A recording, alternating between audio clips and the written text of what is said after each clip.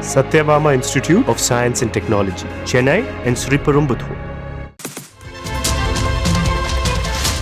ரவுடிகள் என்கவுண்டர் செய்யப்பட்டதற்காக காவல்துறை சொல்லும் காரணங்கள் நம்பக்கூடியவையாக இல்லாவிட்டாலும் என்கவுண்டர்களை வரவேற்கிறேன் என தமிழக வாழ்வுரிமை கட்சி தலைவர் வேல்முருகன் தெரிவித்துள்ளார். தமிழக வாழ்வுரிமை கட்சியின் மாநில செயற்குழு கூட்டம் சென்னை அரும்பாக்கத்தில் உள்ள தனியார் நட்சத்திர விடுதியில் நடைபெற்றது. இதனிடையே செய்தியாளர்களுக்கு பேட்டி அளித்த வேல்முருகன், வடமாநிலங்களிலிருந்து வேலை தேடி தமிழ்நாட்டிற்கு வருபவர்களின் மூலம்தான் அதிக அளவில் போதைப் பொருட்கள் தமிழ்நாட்டிற்கு கொண்டுவரப்படுகிறது என கூறினார். இந்த 3 என்கவுண்டருடைய பின்புலங்களை நாம் பார்க்கின்ற போது அவர்கள் எல்லாம் சமூகத்தில் வாழ்வதற்கு லாய்க்கற்ற தகுதியற்றவர்கள் என்கிற அடிப்படையில் காவல்துறை வேறு வழியே இல்லாமல் அவர்களை என்கவுண்டர் செய்திருக்கிறார்கள்.